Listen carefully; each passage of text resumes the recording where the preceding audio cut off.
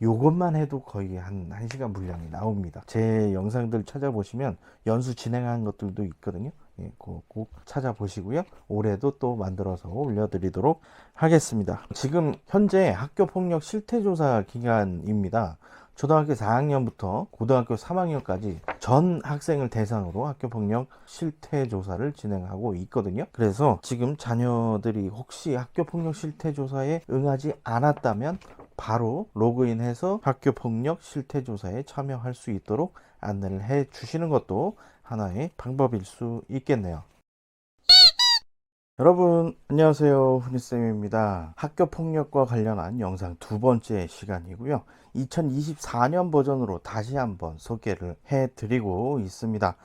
오늘은 어떤 이야기를 주제로 말씀을 드릴까 생각을 하다가 전담기구, 학교폭력 전담기구에 대해서 궁금하신 분들이 굉장히 많으실 것 같아서 전담기구는 도대체 어떤 일을 하는 사람들이고 어떻게 구성이 되어 있고 어떻게 활동을 하는지 그 내용들을 구체적으로 확인을 해 보도록 하겠습니다. 시작하기 전에 구독, 좋아요, 알림 설정 부탁드리고요. 궁금하신 내용이 있으시다면 아래에 적극적인 댓글까지 부탁드리겠습니다.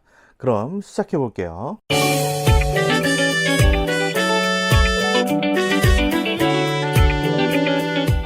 전담기구에서 도대체 어떤 일을 하냐, 굉장히 궁금해 하시는 분들 많이 계십니다. 결론부터 말씀드릴게요. 시원하게 말씀드리겠습니다. 학교폭력과 관련한 거의 모든 일을 담당을 합니다. 학교 내에서 학교폭력이 인지가 되고 감지가 되었을 때 조사를 하고요, 확인을 하게 되고 나중에 생활기록부에 기록을 한다든가 삭제를 한다든가 학교폭력이 예방될 수 있는 예방교육이라든가 일어난 상황에 대해서 실태조사를 한다든가 거의 모든 전반적인 과정을 다 학교폭력 전담기구에서 확인을 합니다. 명쾌하게 해결되셨죠? 구체적인 내용은 2024 학교폭력 사안처리 가이드북의 내용을 참고로 말씀을 드리도록 할게요. 이따가 말씀을 드리게 될 테니까 잠시 기다려 주시고요. 첫 번째 전담기구 구성원은 어떤 분들인가요?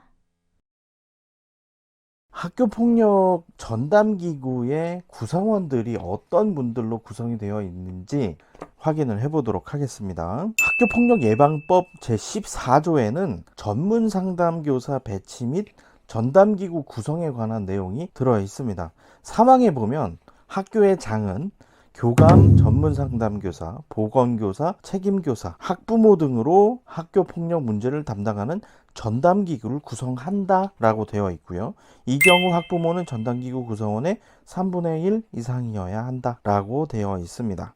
그래서 학교의 교원들 중에는 교감, 전문상담교사, 보건교사, 책임교사 이렇게 내부는 거의 들어가게 되고요. 상황에 따라서 학교 사정에 따라서 학부모 구성원이 3분의 1 이상이어야 하기 때문에 전담기구 인원들이 정해져 있거든요. 그 내용들을 반영해서 전담기구를 구성을 하다 보니까 학교마다 담당하시는 선생님들이 약간 유동적일 수 있습니다. 학교의 담당 선생님께 문의하시면 이 내용들도 안내를 받으실 수 있으니까 살펴보시면 되겠습니다. 두 번째 전담기구 학부모 구성원은 어떻게 선출하나요? 학교폭력 전담기구의 학부모위원을 어떻게 선출하는지 굉장히 궁금해 하시는 분들 많으신데요. 지금부터 알려드리도록 하겠습니다. 학부모 총회에서 학교폭력 전담기구 학부모 구성원을 선발한다고 하는데 맞나요? 맞을 수도 있고 틀릴 수도 있습니다. 이게 무슨 얘기냐고요? 학교폭력 전담기구의 학부모 구성원은 학교 운영위원회에서 추천한 사람 중에서 학교장이 위촉하게 되어 있습니다. 올해가 2024학년도잖아요. 3월 1일자로 학교폭력 전담기구가 구성이 되어야 학교폭력 사안이 발생했을 때 진행을 할 수가 있겠죠. 보통 전에 바로 직전 학년도에 2023학년도에 마지막 학교운영위원회 2월 달이 되겠죠. 1월이 될 수도 있겠고요.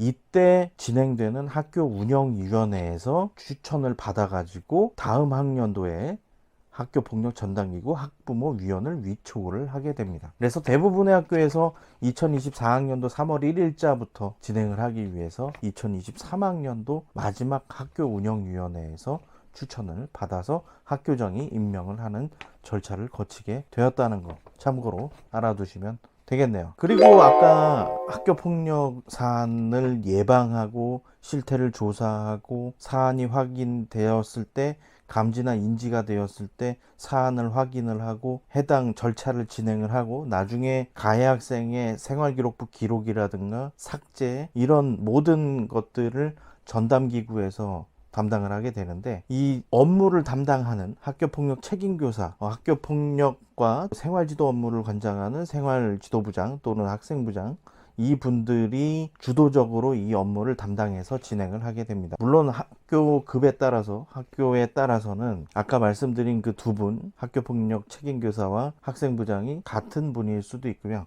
세부 업무로 나누어져서 1, 2, 3으로 나누어져서 하기도 하니까 그거는 학교 사정에 따라서 확인을 해보시면 되겠습니다. 세 번째, 학교 폭력 전담기구 운영 방법은 어떻게 되나요?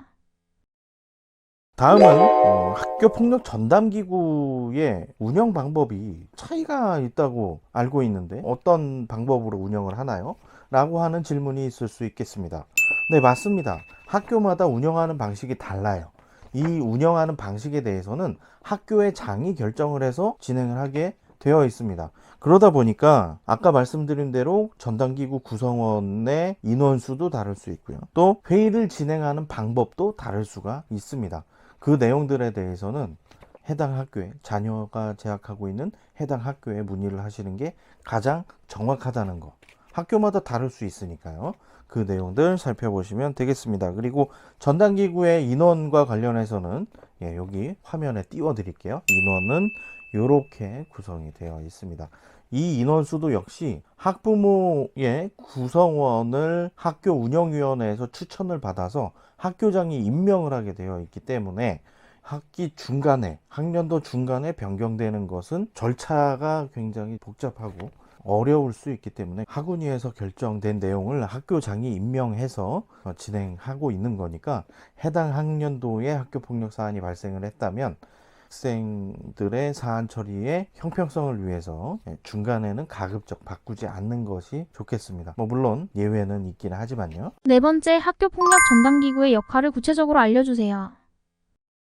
다음 학교폭력 전담기구의 역할을 구체적으로 살펴보도록 하겠습니다. 아까 말씀드린 내용들 살펴보면 학교폭력 전담기구에서 학교폭력과 관련한 거의 모든 사안을 전반적으로 관장한다 라고 말씀을 드렸습니다. 그 내용들을 살펴보게 될 텐데 지금 제가 말씀드리는 내용은 2024 학교폭력 사안 처리 가이드북에 있는 내용을 위주로 그 순서대로 설명을 드리도록 하겠습니다. 첫 번째입니다.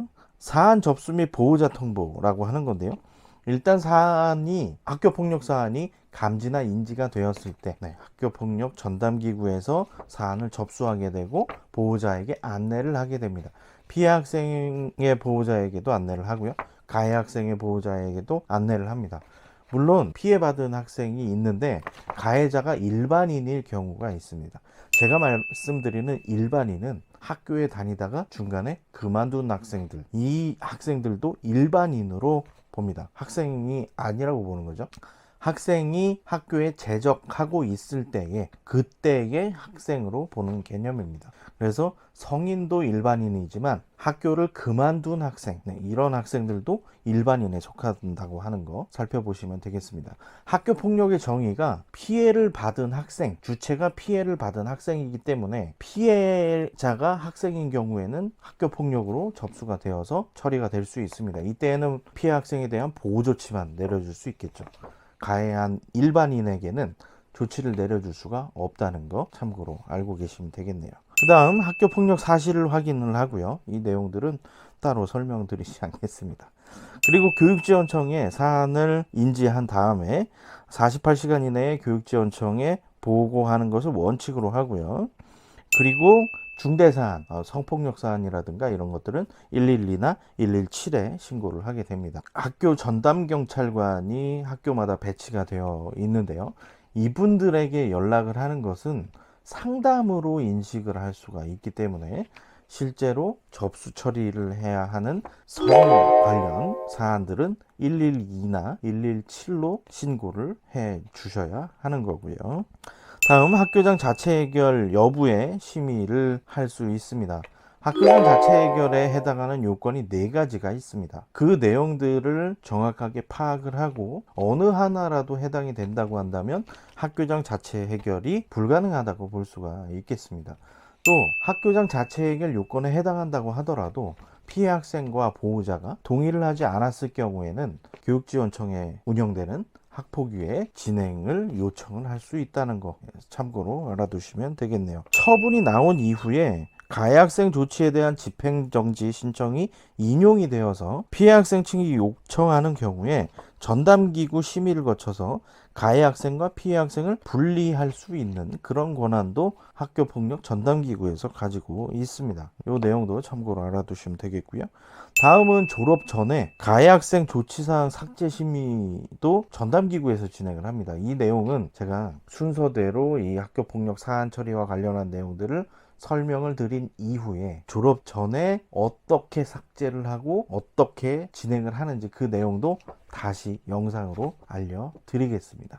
요것만 해도 거의 한 1시간 분량이 나옵니다. 제 영상들 찾아보시면 연수 진행한 것들도 있거든요. 예, 꼭 찾아보시고요. 올해도 또 만들어서 올려드리도록 하겠습니다. 지금 현재 학교폭력 실태조사 기간입니다.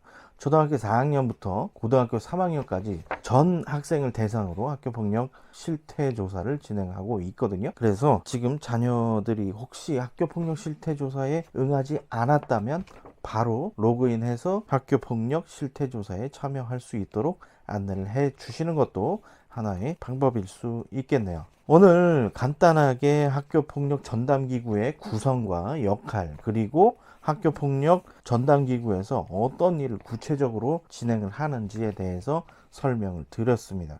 혹시 제가 설명드린 내용이 잘 이해가 되지 않거나 아니면 우리 아이가 다니는 학교는 제가 설명하는 거랑 다르게 운영하던데요? 라고 생각이 되시는 분들은 아래에 적극적으로 댓글 남겨주시면 제가 확인하는 대로 바로바로 댓글 남겨드리고 추가 설명이 필요한 내용들이 있다면 이렇게 영상으로 만들어서 여러분들과 다시 또 소통할 수 있는 기회를 만들어 보도록 하겠습니다. 학교폭력 없는 학교를 만들기 위해서 최선을 다하고 있습니다. 오늘 영상 시청해 주셔서 감사드리고요. 나라라 훈이쌤은 이렇게 물러가도록 하겠습니다. 다음 영상에서 만나요. 안녕.